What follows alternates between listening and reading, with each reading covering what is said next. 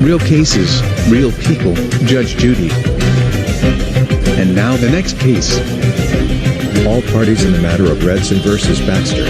Step forward, please. 33-year-old Brian Redson is suing his former friend, 31-year-old Jason Baxter, for the cost to fix his car.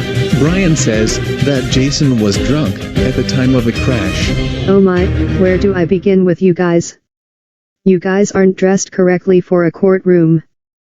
Anyway, Mr. Redson, it is your claim that the defendant stole your car and crashed it. You found the car in a ditch. The car was written off and you want him to pay the cost. You say in your complaint that he was driving on a suspended license and you gave him no consent to use your car. Correct? That is correct, Your Honor.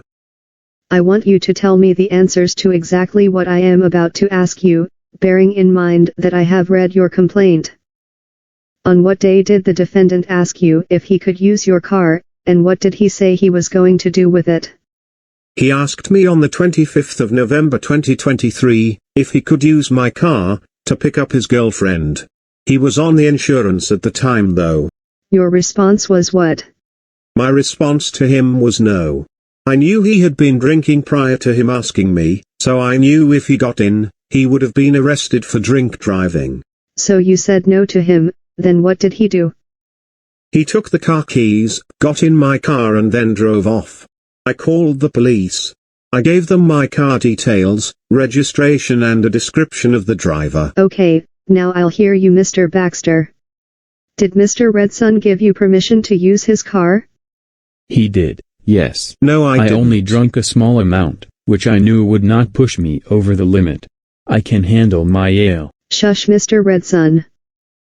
Go ahead. He gave me permission to use his car.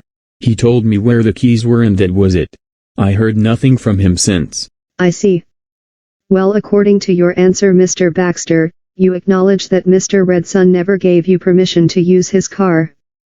You admit that you were drunk at That the is time simply and you not admit to true, crashing Judge his Judy. car. Hey. I will wipe the floor with you. You better not interrupt me, Mr. Baxter. You gave me the answer that I read to you and you swore to it. You lied to me under oath. I am telling you the truth. I did not steal his car. Okay, so either your answer is a lie, or you're lying to me right now. Bearing in mind I read both the answer and the complaint before I sat in court to deal with this case. Were you stopped by the police? I was not, though I inadvertently crashed his car. Okay, so you lied to me when you said you never stole his car. You admitted that you crashed it. You don't inadvertently crash a car while drunk. It's deliberate. That's what you think. No, that's what I know. Mr. Redson, do you have the police report? Yes, I do. I had a phone call from the police, asking me to go to the police station for a voluntary interview. I told them exactly what happened that night, and he was arrested. Okay, I would like to see the police report. This is the police report.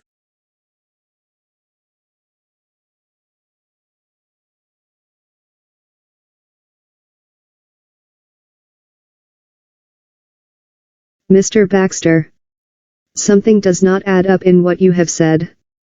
You have a chance to tell me the truth. That's a you issue.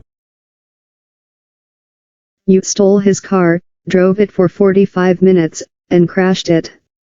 Were you jailed for it? I never stole his car. Yes, you did, because you swore to it in your answer. You crashed it after you failed to stop for the police and you got arrested. I don't remember getting arrested. It was on the police report. You got arrested by the police. You were also charged for drink driving. Did you get jailed? No. All I got was a fine. May I? Go ahead. He was jailed for 6 months due to the drink driving and driving whilst disqualified. The judge in the magistrates handed him that sentence. They don't call magistrates judges. They are magistrates. I never got jailed. You were Jailed, Mr. Baxter. Get it drilled into your head that you were jailed. I had a hangover then, I don't remember that. That's baloney. You would remember if you got jailed. How much was the damage to your car? Mom, it was totaled when he crashed it into the ditch. He wrote it off. Judgment for the plaintiff in the amount of $5,000. Mr. Baxter, you are going to end up in prison again if you try this charade with someone else. Did your girlfriend split up with you yet, Mr. Baxter?